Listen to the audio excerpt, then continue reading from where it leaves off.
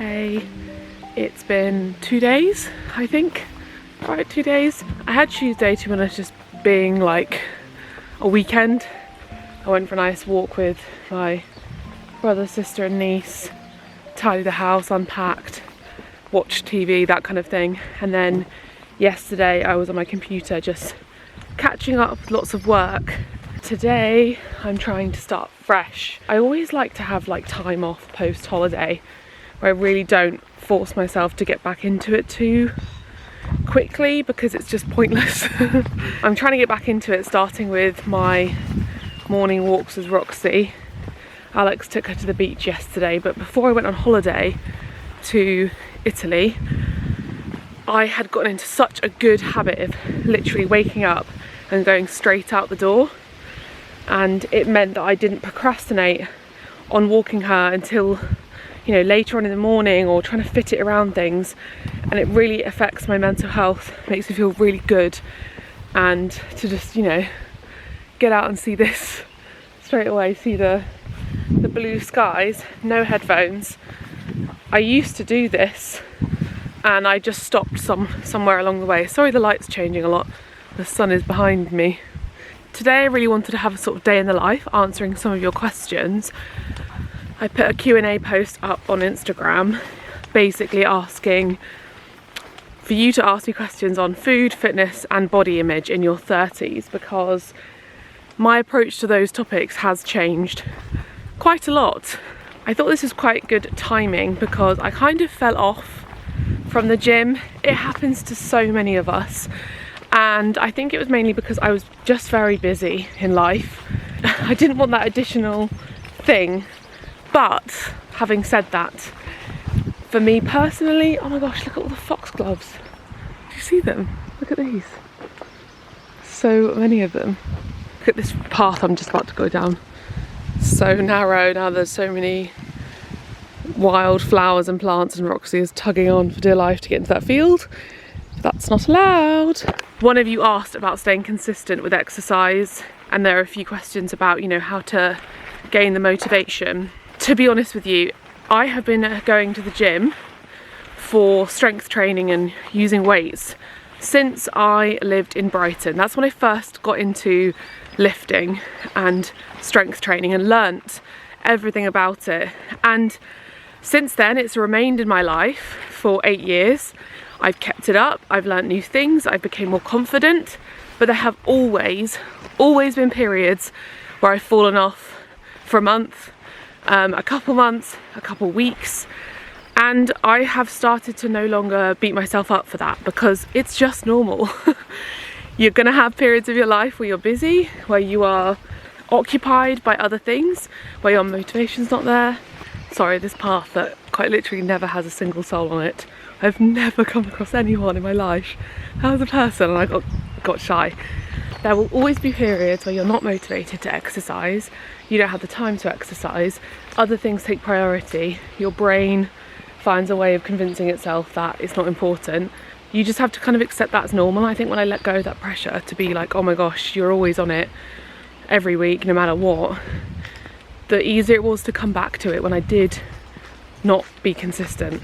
That doesn't make sense, but you know what I mean? I feel like it enables you to just be like, okay, this is just a period where I'm not on it, and I'll come back to it and it's fine.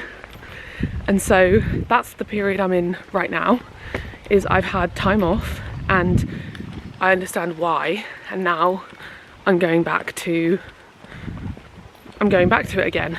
The way I stay consistent is having the knowledge of that I might end up not doing it for a period of time, and that's okay, but also fitting it into my routine in a way that isn't extreme or isn't interfering. So not going too often that it's going to affect my busy life, but instead it's going to enrich my busy life and keep me calm. And I'm going to fit it in timing wise. So if you're someone who's so busy that you really find it like too much to be driving, you know, to the gym and spending an hour there, don't do that. Do a home workout and do it every other day, or whatever layout works for you, because then you can actually keep doing it. So for me personally, my sweet spot is 3 to 4 times a week, and I do go to the gym because then I get like a full workout in. Oh my gosh, it's dark. is too much bush for you to see the ducks, but they're very cute. They're so big, they look like swans. Gosh, this is quite distracting. I always try and vlog when I'm walking, when I'm out and about, and I always remember how distracting it is because of Roxy, people, animals. But yeah, that's the long and short of it. My sweet spot is 3 to 4 days a week, and I'll go to the gym. The one thing I'm trying to figure out now this time, and part of the reason actually I stopped, I forgot to say, is because of introducing these morning walks. Oh, listen to that. The babbling, what's it called? Literally just like this water pouring out from here and here from the fields. Yeah, and I was finding that I was enjoying the walk so much that I'd be gone for like an hour, come home, I'd be hungry, and then I'd be like, oh, there's that thing I need to do quickly before I go out, and next thing I know it'd be lunchtime. That would be my way of staying consistent. And after this I'm going to go home, have breakfast, we're going to get into our gym kit, and we're going to go back to the gym for the first time in a while.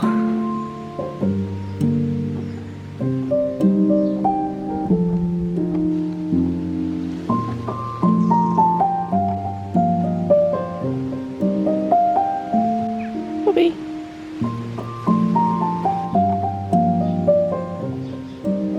Okay, one more question, because I just had a little look.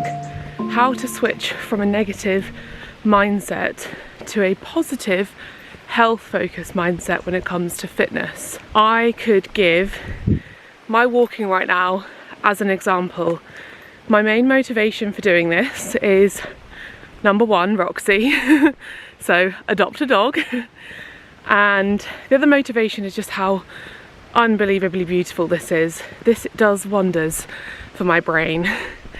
Coming outside, I would not be motivated if I was thinking about how it would impact my body. Like if I was coming outside every day thinking, oh, I know, I must walk to lose weight. I just can't see why that would motivate me at this age. Yes, obviously it's something that still crosses my mind, if I'm being totally honest, because if you're someone who struggled with body image and you've gained weight and lost weight, that's always going to slip in there, but that is my brain playing tricks on me. It's not actually me saying that. I like to think of that as the younger self, me saying that out of insecurity. But my motivation for doing this is because I absolutely love it. Like, look at this. I get to do this. I have the privilege to go out every day and walk in the most breathtaking, beautiful sights in Cornwall, and it will never be lost on me how lucky I am to be able to do that. If you want to switch from a negative to a positive mindset when it comes to fitness, have gratitude for the things that you love and you enjoy when it comes to moving your body. It could literally be anything. It could be dancing, it could be walking, it could be strength training, it could be swimming, surfing, running. Everyone will have something that either is accessible to them because of where they live, or it's going to be nostalgic because it's something you loved growing up, or it's going to be just something that you know that you enjoy because you've done it for a long time. So find that thing and really soak it up and have gratitude for the things it brings you that have nothing to do with the way you look, because it's so small. I know that getting outside in nature is incredibly good for me mentally. Obviously it's good for my fitness, it's good for my cardio fitness, it's good for my body. My body likes being moving. That I physically feel the difference when I'm walking a lot. I feel so much fitter and better in myself. I know it's great for sleep because it tires you out. It's good for your circadian rhythm to have your eyes see the sun first thing when you wake up. So I'm focusing on all those things that are really great for my health, and they are really just a lot more important than what I look like in the mirror. So I'd recommend you do the same for whatever movement you enjoy, and focus on being grateful for that, and the positives will very quickly outweigh those negatives.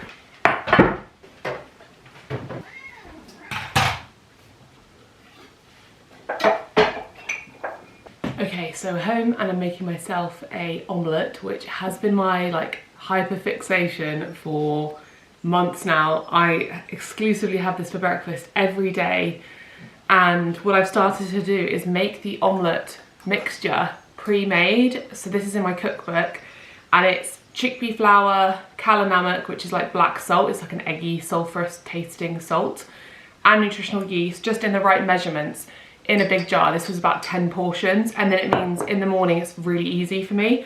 I just weigh out, I think it's like 37 grams or something like that. Chop up a mushroom, pour in 75 ml or 80 ml of water, and I can just fry it really quickly, and this is my go-to breakfast. If I had avocado, I would also have some avocado with it. If I had bread, I would also have bread with it, but we don't have those things, so I'm just gonna have an omelette today. And the cool thing about pre-mixing it is I can also make a slightly bigger omelette, which I might actually do today, considering I haven't got those other ingredients. But because I'm making food, I thought I'd quickly answer a question about food. So, what foods would you recommend to minimize bloating and increase energy? I would definitely recommend foods that are high in protein and have fibre. So protein is going to keep you full, which means you probably won't eat such large quantities of food or feel the urge to binge, which is something that I know a lot of people struggle with, dealing with issues around food. Fibre is also going to fill you up, and it's really good for your gut because that's what's going to travel through your body and help you to digest your food. So whenever I'm eating a meal, I always try and get some form of protein in there. Like this chickpea flour is high in protein. Things like tofu, legumes, fats as well will really help to satiate you and keep your food balanced. The one thing I wouldn't do is, in order to stay not bloated, the thing that I think lots of people forget about is eating one food group. I know there are so many diets out there that are low carb, low fat, high fat. Just forget all of those things. Take it from me, I've tried them all and they are all restrictive in some way. No dietitian is going to tell you to reduce one of those food groups in order to lose weight. They're going to advise you to eat a balanced diet with all of those things balanced, because if you cut out one of those food groups, you're probably going to be bloated and not feel very full or not feel very satiated. So that would be my top tip. Just make sure you're having a balance of those things. It doesn't have to be like all the time, but just generally speaking, most of your meals, you know, breakfast, lunch, dinner, try and have a balance of fat, protein and carbohydrates. People do vary with what they prefer. Some people really do well on a little bit more protein or a little bit more carbohydrate. That's very individual. So you probably have an instinct of what you crave and what you feel best on. So like bloating wise or digestion wise, what you feel best with.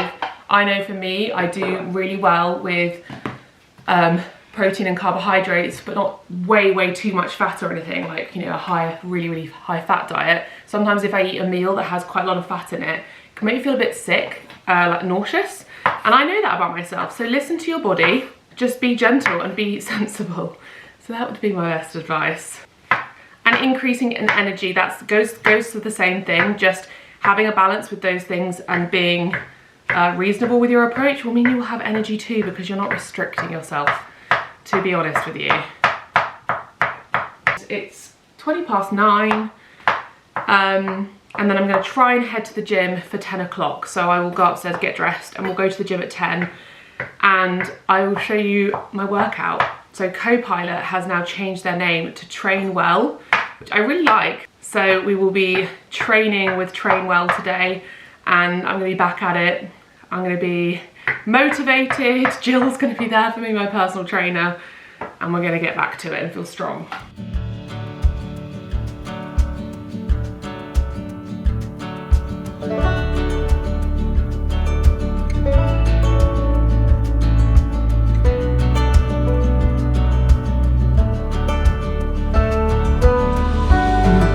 We're in the car and I've actually whacked out the Canon PowerShot V10 that I haven't been using recently because I put it in the cupboard and I forgot and remembered how excellent it is for going out and about. I should have taken it with me to Italy.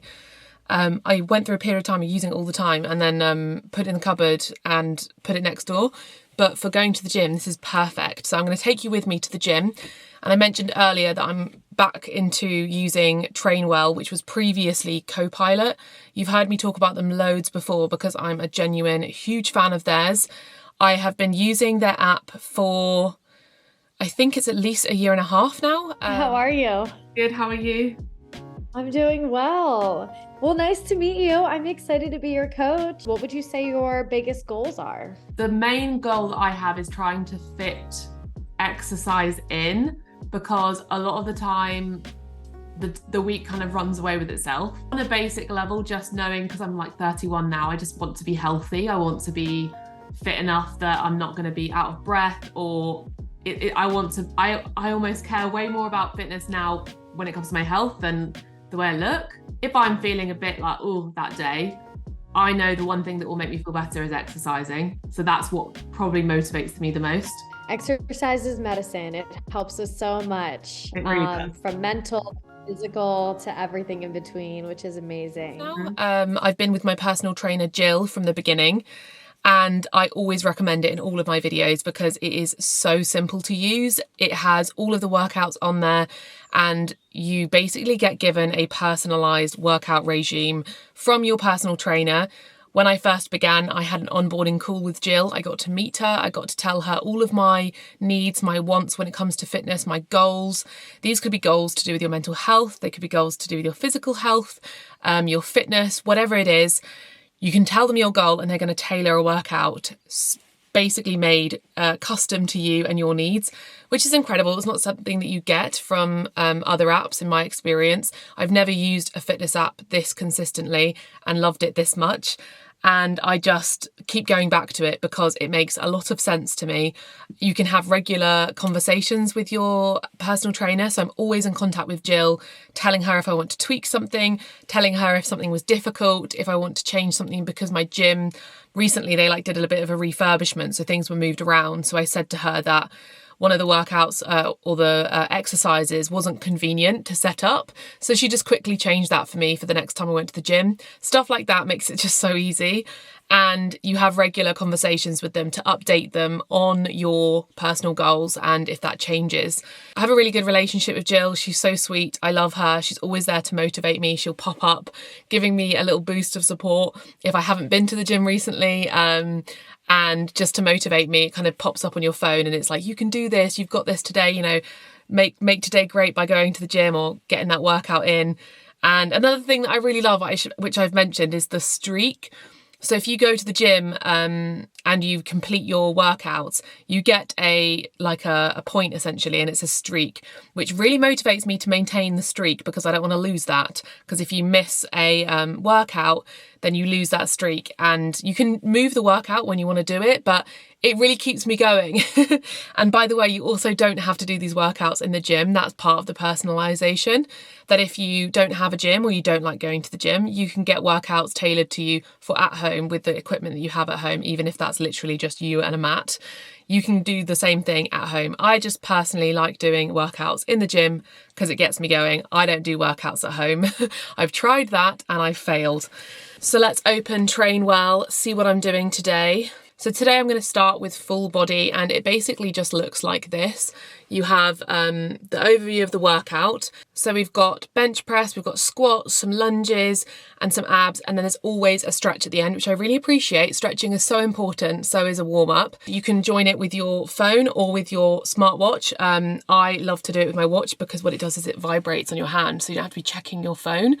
So when you're doing the workout, if you're doing sit-ups and it's timed, it just buzzes. So you know that's when you need to pause, and then it buzzes again when you want to start. It has from memory, I'm pretty sure it's like a shorter buzz when it's like coming up to the end, and then you basically know intuitively, you learn when you need to start the workout and when you don't. And also it recognises if you're moving when you're doing a squat, it recognises when you finish, so that it recognises that on your watch because it's attached to your body, tells your phone, and then it gives you the it prompts it to do the break, what's it called? The break, yeah, when you have a breath, when you have a break between sets or reps, which I think is so clever. So you don't have to be tapping your phone and saying, yes, I'm done with that set. It just automatically analyses the motion and updates on here live, which is so useful. So it's very hands-free. So one of the questions was similar to what I talked about before, but it's how to stop seeing exercise only as a weight loss tool. I'm 26 and been struggling for 10 years. I think this is something so many of us struggle with. Women especially are sort of just told again and again that exercise is to be used as a tool for weight loss. And while that is a tool for some people, because weight loss can be a positive experience for a lot of people, you're obviously coming to me to tell me that that has been a struggle for you. And I'm sure it's been a struggle for lots of you watching. And I'm here to say exercise does not have to be for weight loss. It can be for so many other things. And that's why I felt particularly supported by Trainwell and by Jill, because I said to her on my first onboarding, exercise and getting into the gym for me right now is not about weight loss. It's about health. It's about feeling good. It's about improving my fitness. Just having that positive relationship with exercise and with fitness as I move into my 30s. I don't want to go down that path again. And I'm pretty sure I explained to her that I used to have a bit of a negative relationship with exercise. And she totally related to this, because I feel like lots of women have been through that. It's only to be expected when that's what we're kind of hounded with for most of our life. So I'm here to say that you can reshape that. And I think having someone to support you, like a personal trainer, like an app like this, or following people on the internet who are sharing fitness for your well-being and for your health, for your mental health, but for your physical health, which doesn't it always match up to your weight, which, you know, being a certain weight does not indicate how healthy you are. If you're following people who have that positive mentality and who have that approach, hopefully it's going to at some point start sinking in, and stop following or engaging with information that's telling you that exercise equals weight loss, or that is the motivation. Just unfollow, don't read those articles, don't engage with that kind of mindset and that sort of thought process, to retrain your brain to believe that what you're doing is for you and your well-being and your overall health in general. If you lose weight as a result of that because your body needed to, that's a positive thing, but it doesn't have to be the goal if you don't want it to be. For me, I really don't focus on weight loss. I try not to make it a thing. I don't have a scale. I'm not tracking that. Another thing I would recommend is to track your strength or your fitness. So you can do this with your watch. You can do this with how much you're lifting, if that's getting better, maybe how fast you're able to run. Maybe you can do those fitness challenges. I know that there's definitely like ways you can test how good your fitness is, and focus on that, because I find that's a much more positive, I guess, frame to see how you're improving. I know that for me with Trainwell, I am getting so much fitter because I'm able to do the exercises way better. I'm able to lift heavier, and I can track that on the app. I can see my history with the weights that I've lifted and how much better I am now. And just overall, I can see what I'm doing every day basically, and how it's getting better, how I'm feeling. I'll often write little messages to Jill or to myself saying how I felt during that workout, and it has changed dramatically. So try and focus on other things and replace the focus of weight loss with something more positive. But with that thought, let's get to the gym, because it's getting hot in here.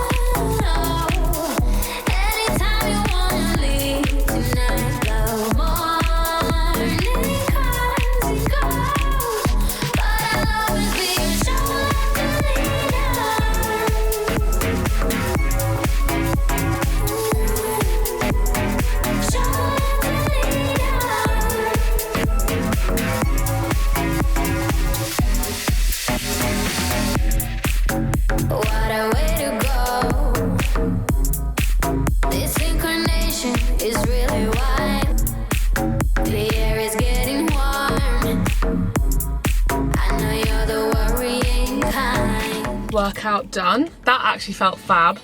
And it was something I was mentioning to Alex like ages ago. I was like, why have I been feeling kind of down recently? And I couldn't put my finger on what it was because like life was feeling quite normal. But he was like, well, haven't you not been to the gym in a little bit? And I was like, oh my gosh. I actually couldn't believe I'd not thought about the fact that I hadn't been to the gym recently and it really like impacted how I felt with my mental health. So doing that just then, it just made me feel, it's like, that's the feeling it gives me, this kind of just big sense of relief. How to find the motivation to exercise again when you haven't had a routine for a while. Obviously I've touched on this already a little bit, but I would really recommend Train Well. Of course I love that I work with them, but I genuinely use them consistently. It's how I work out, and it is how I've worked out for a really long time, and I have maintained really good consistency with them.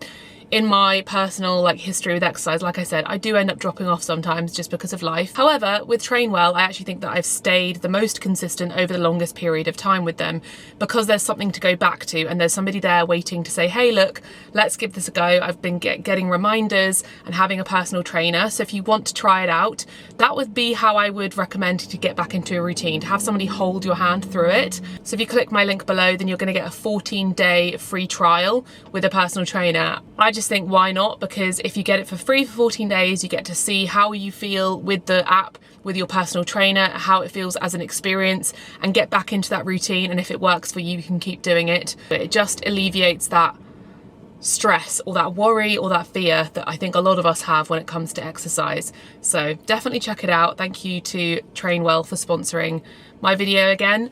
I love you because I literally could not thank you so much for how much you've improved my relationship with fitness and how much you've helped my well-being and my fitness level. And even when I was back in the gym then, even though it's been a while, I was surprised at how good I felt and how I was so capable. I really started off with low weights with the squats. Yeah, I found myself thinking, well, I could actually definitely do heavier than this. This is not too challenging, which is great for muscle memory and showing how my fitness has actually maintained itself, even though I've taken time off. Let's go home though and make some lunch. I'm not sure what I'm gonna have. I might ring Alex to check if I need to go grab anything from the shops. I'm just home and I'm making leftover mac and cheese, but here's a good example of what I was mentioning earlier about balancing your meals. I know that if I have mac and cheese leftovers for lunch just on its own, without any sort of protein, it can sometimes make me feel a bit sick or a bit tired, and that's like fine to feel a bit lethargic after dinner if you've had protein throughout the day, but I find at lunchtime it really helps to add some protein. So just throw in some chickpeas in there, and that's just like a simple way of doing what I mentioned to balance the meal out. It's got protein, it's got fat, it's got carbohydrate, but without the chickpeas, it's a little low on the protein. So just chuck some chickpeas, some tofu. I would have put tofu in if we had any, to up the protein amount. This smells so good. Here's a good question. What were the steps of your intuitive eating journey? So I have kind of moved away from really mentioning the phrase intuitive eating as much. There was definitely a period of time post-diet. I remember making a video years ago about how I'm quitting dieting, and that's when I kind of started to learn about intuitive eating. And I really resonated with that phrase, and I think some of my what I eat in a week, I even put like intuitive. But I think there's still a problem with that phrase because I think there's pressure with the phrase of intuitive eating. And what I've found for myself more recently is that I like to eat intuitively, but also eat with education. So with the understanding of what is good for me. So like I've been mentioning about having balanced meals, being aware that eating loads of processed food is just not going to be good for me. It's not going to make me feel very good. I've kind of developed a balance of both of those things. Also, keeping in mind the fact that I am someone with a history of bulimia and binge eating and orthorexia. So I don't always have the skills in my brain to eat intuitively, because sometimes intuitive for me is overeating. And I know that lots of people within the intuitive eating community will argue that if that's the case, I'm not actually intuitively eating. But I do think that there is a flaw in that eating intuitively is almost very perfectionist and very, I don't know, it's a very high goal to attain, to have your life so organised and so, I don't know, be so on top of everything and having recovered your eating disorder so well that you are able at all times to eat intuitively. I haven't personally experienced the ability to do that, and if someone else has with a past of an eating disorder, then I would probably guess that they have really done a lot of work and have now got a lot of balance in their life. I have lots of times in my life where I'm quite stressed out. I have mental health struggles like anxiety, depression, tendencies for OCD. And so to always be eating intuitively when my brain is like that, it's not going to happen. So the steps for me were, I did learn about intuitive eating and I incorporated it in a way that worked for me. But then I learned as time went on that I can't always listen to my body or my brain, because sometimes my body and my brain plays tricks on me. So now I eat intuitively, but I also stick to what I know, and I also stick to having that education around food and using that to my benefit. Because probably intuitively, I wouldn't want to add chickpeas to this mac and cheese, and most of the time I don't, to be honest. However, I've just been to the gym. I know it's lunchtime. I have a lot of work to do for the rest of today to sit on my computer.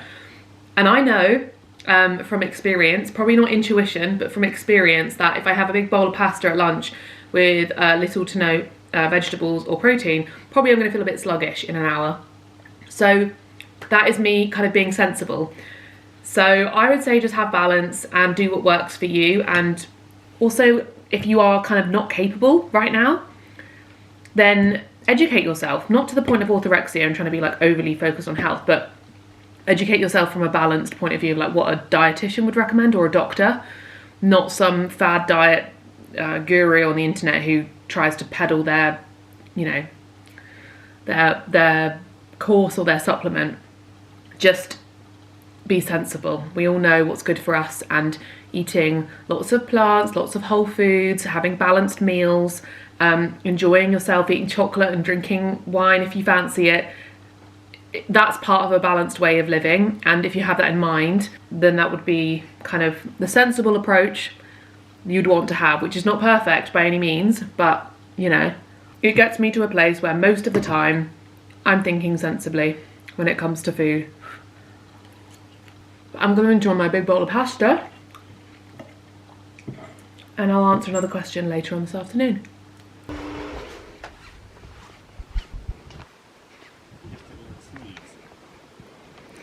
This is what I find outside.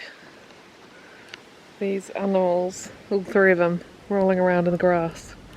Say all three? Yeah.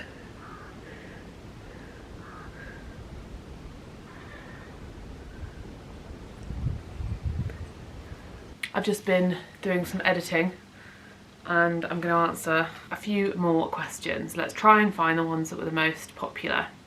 Advice for a girl that is at work most of the day and has busy evenings, how to eat well, please. I would recommend to have a day a week that you meal prep, and this can be really fast. So you can actually meal prep quite a lot of food within like an hour. You can pre-cook some tofu, bake some legumes so they're nice and flavoured. You can roast some vegetables, you can prepare a salad. I'm not talking the meal prep where like the meals are like, you know, laid out in Tupperware. That for me doesn't really make sense. It takes up a lot of room in the fridge. I don't know, not really for me. I think the way that I would do it, when I have done it in the past, is I'll make a big salad. Yeah, bake some protein, roast some protein, some vegetables, and maybe make something like a soup or a dish that you can also have with things. So maybe you make a pasta bake, or a chili, or a soup. Maybe you bake a loaf of bread. Just pre-prepare some things that you can then have throughout the week. Also, when you are cooking, when you do have time, batch cook, so make larger portions. So if you're cooking dinner and you're making a curry or something, double the ingredients so that you make enough for the next couple of days, and it just means you have to cook less.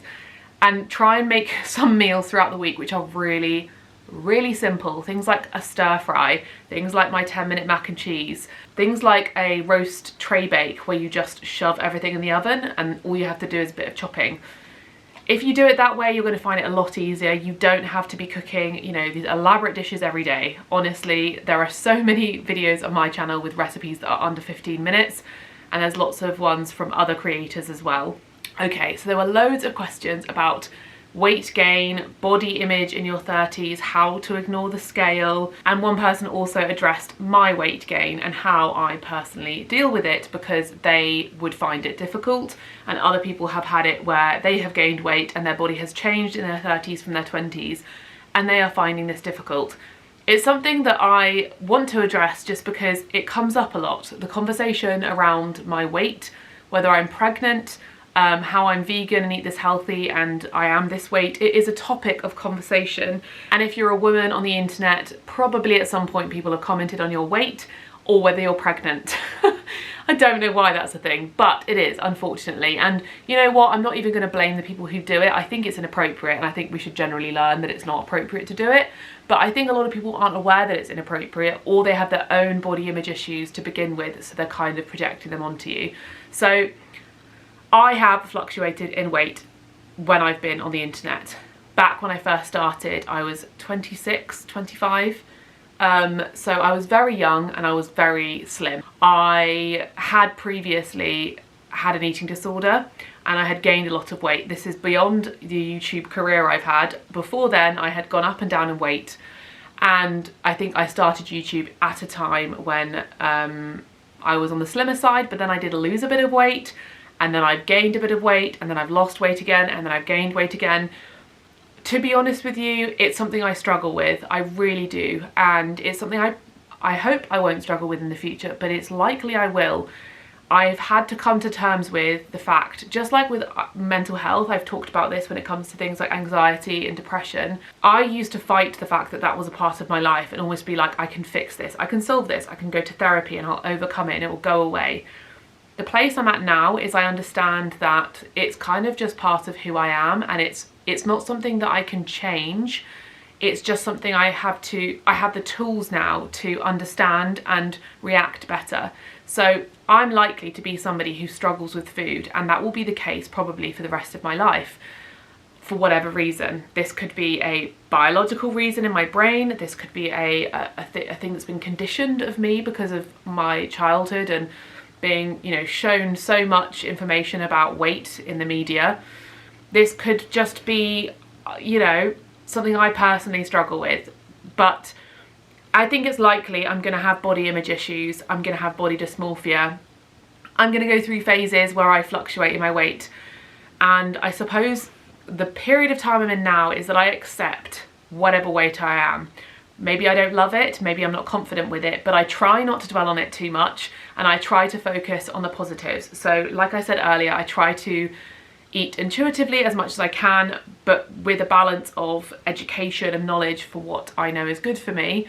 And I try not to fall for any kind of extremes of diets. I am aware of the fact that I have a tendency to want to overeat sometimes for comfort. I comfort eat a lot, and I also have an iffy relationship sometimes with alcohol, not to the point of alcoholism, which is, you know, on a dangerous level. I just mean I'm the kind of person who, if I've had a stressful day, I'll crave a glass of wine, and sometimes I find it difficult. I'm not naturally someone who finds it easy to be like, yes, I'm going to stop after this glass. And I think that's a common thing for a lot of people. I'm not on the extreme end where I have a really, you know, dangerous relationship with alcohol. I'm probably amongst a group of people who maybe you are the same as, or you know people like, who if they're at a party, they want to have another drink. That's why I didn't drink for a few years. And I do go back and forth between wondering whether I should drink less or drink, you know, give it up again. But I do like the social aspect of having a glass of wine with friends and family, so that's another part of it. All of this to say, I struggle with it too, and if you're going to see me on the internet, you're going to see me go up in weight, go down in weight, and that's okay. It's healthy, it's normal. I'm a woman who is 32 years old. My job is food, so I have a lot of my life spent thinking about food and cooking food, and I get so much joy from food. But I also get a lot of comfort from food, and I also am somebody who has struggled with orthorexia and health anxiety. So sometimes if I'm not feeling so good, I get a bit swept up in focusing on the health aspects of life and food and well-being and stuff, and maybe that pushes me into slightly more extreme tendencies sometimes. I'm not perfect and I'm not balanced, as much as it's kind of the sort of thing, do as I say, not as I do. Like sometimes I will be telling you the things that I know are helpful and that are balanced and that aren't extreme, but maybe in my own brain I might be susceptible to the things that you're also susceptible. But I'm not going to present that to you on the internet because it's triggering, it's not helpful, and I'm not doing anyone a favour by saying, you know, these are the things I'm doing or I'm thinking about, because honestly it's not helpful for you. I'm only going to share stuff that's helpful and that's going to benefit you positively. But I do struggle, and I probably always will, and I'm accepting of that. I'm never going to have a blasé attitude when it comes to food or diet or weight, and it almost probably sounds like I'm contradicting myself in the things I've said earlier, because I have overcome so much, which is why I say that, you know, even things with like mental health, like anxiety and depression, all these sorts of things, I do struggle with it still. But it's like if you had two people, like myself, who's like inside and my intuition and my actual voice, and then Maddie when she was little, I have to kind of battle those all the time. And whenever I have negative thoughts about food or about myself or worries for the future or whatever it is, myself, my true self, has to come in and kind of say, no, it's okay, I'm taking care of it. But that voice is still quite loud sometimes, especially if I'm feeling insecure. And I think that's normal, and I think that a lot of us will have that. Maybe less as you get older, but I now know I know I have the tools now as adult Maddie to kind of be like, look, it's all right. So if I have a negative thought about my body or I have a negative thought about food, I can kind of come in and be like, look, that's not the best way to be thinking about it. A lot of the time I try and just say, you know what, we'll deal with that tomorrow.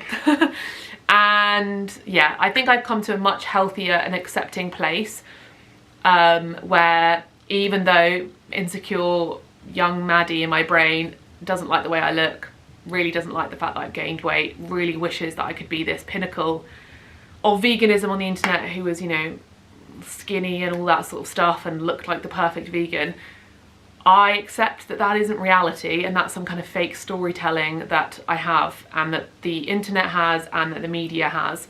And actually the way I am currently is fine and it's healthy, and I look after myself, and actually it's probably more realistic to the majority of people. I am a normal sized person and I do what I can to look after my body, but I, you know, sometimes emotionally eat, sometimes I have one too many glasses of wine, and other times I'm at the gym all the time, other times I'm not. You know, it's a bit more realistic. And I think potentially there are a lot of people on the internet who are very slim and who are very fit looking, who probably have some issues around food and around fitness and maybe aren't telling you the full truth. That's not the case for everyone, but there's probably some people like that. And we know this because they come out later explaining that that's what they were going through. So just, yeah, don't put too much emphasis on your own personal weight gain or loss or anyone else's, unless it's a health problem that you need to assess with your doctor, or, you know, it's a mental health problem when it comes to food, like an eating disorder, or a result of something like depression. If you're fluctuating in weight, it's, I don't know, it's normal and it's part of life, unless it's a health problem that you need to speak about with somebody. That's all I'm going to say about it, because I feel like I've gone on and on and on.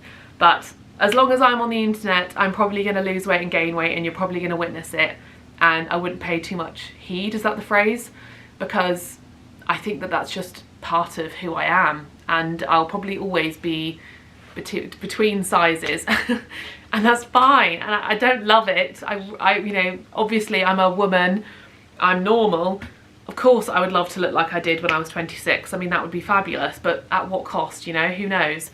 How I would be able to do that at this age is probably just not something that would be physically possible. I don't know. I have no idea. I'm not interested in pursuing looking that way again, deliberately. If that happened because I looked after myself, fine, but it's not something I'm going to be like, yes, I'm going to get to that body, because why? What would be the benefit, to be honest?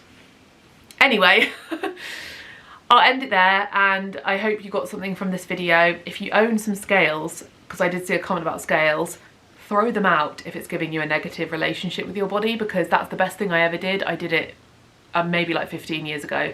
I don't stand on a scale. I don't want to know my weight. It has no relevance to me. So if you're struggling with your weight, one of the best things you can do is throw out your scale and focus on looking after yourself, because that's the best thing you have in life.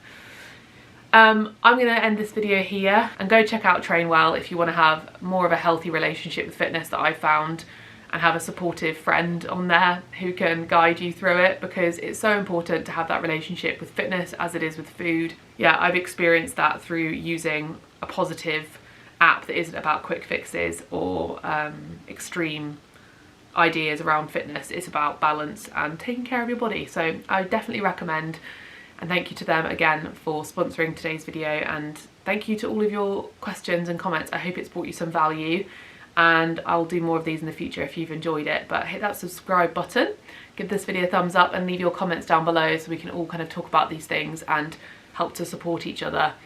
And maybe give each other advice. If any of you have any questions, we can try and give each other some help and thoughts and advice in the comment section down below.